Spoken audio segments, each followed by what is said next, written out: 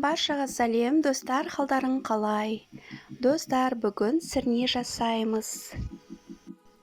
Үй жағдайында сірнені қалай өте оңай және өте дәмді жасаудың жолдарын осы видеомнан көре аласыздар. Негізі сірнені жасағанда қойдың етімен өте әдемі болады. Менде бірақ қазір қойдың еті жоқ, сондықтан сиырдың етімен жасай беремін. Міндетті түрде осы рецепт бойынша жасап көріңіздер, өте дәмді болады. Ең алдымен бізге осындай ет керек, картошка көбірек керек, сәбіз және пиязды көбірек салуымыз керек. Етімізді осындай ірі-ірі етіп турап аламыз.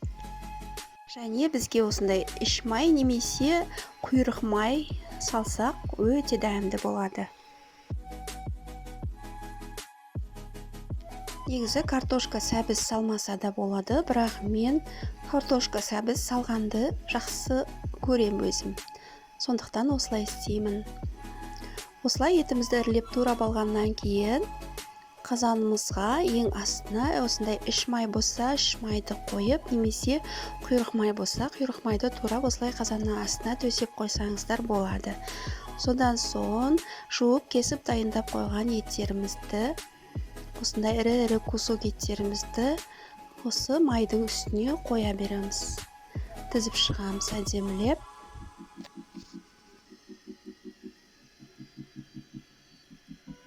Еттерімізді осылай әдемілеп тізіп болғаннан кейін, негізі пиязды көптеу турау керек. Мен мысалға бір кило етті қосатын болсам, оған жарты килодай пияз қосамын. Мына жерде пиязды турадым. Енді етіміздің бетіне пиязымды салып шығамын. Әдемілеп пияз көп болған сайын дәмді болады. Пияздың соғымен етіміз уылжып пісетін болады. Осылай пияздымызды салып болғаннан кейін бетіне сәбізімізді және ірілеп тураған картошкамызды саламыз. Картошкамызды ірі етіп тураған жөн. Негізі бір картошканы екіге бөлсеңіздер жетеді. Өйткені ет пісем дегенше картошка пісіп кетеді. Сол үшін осылай ірі етіп салған дұрыс болады.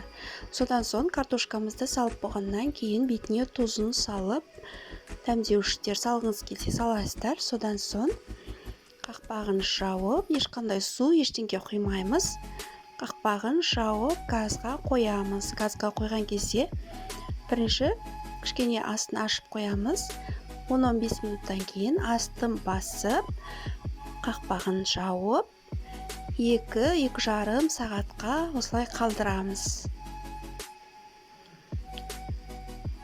Мен 2 сағаттан кейін осылай ашып қарадым. Осылай әдемі болып пісіп жатыр. Мынандай болып, пияздың сулары шығып, ет кәдімгідей өзінің соғында пісіп жатыр. Міне осындай болады. Мына жерде пияздың суы көрініп тұрма, көрінбей тұрма. Осылай әдемі болып піседі.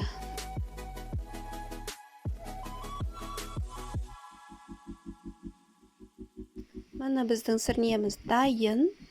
Мен 3 сағатқа қойдым. 2 сағаттан кейін тағы да қақпағын жауып, кішкене араластырып, қайтадан қойып қойдым.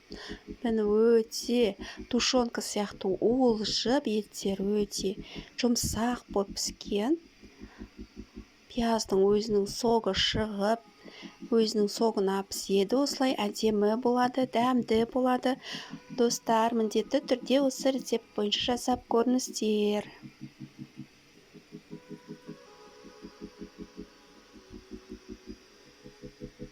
Достар, мені қолдағыларыңыз келсе, лайк басып кетіңіздер.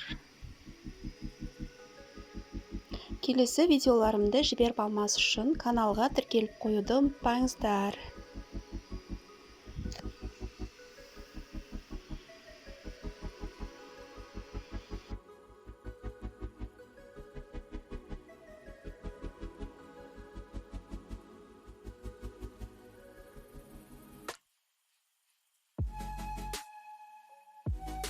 Содан соң бетін қалағаныңызша осылай сәндеуге болады.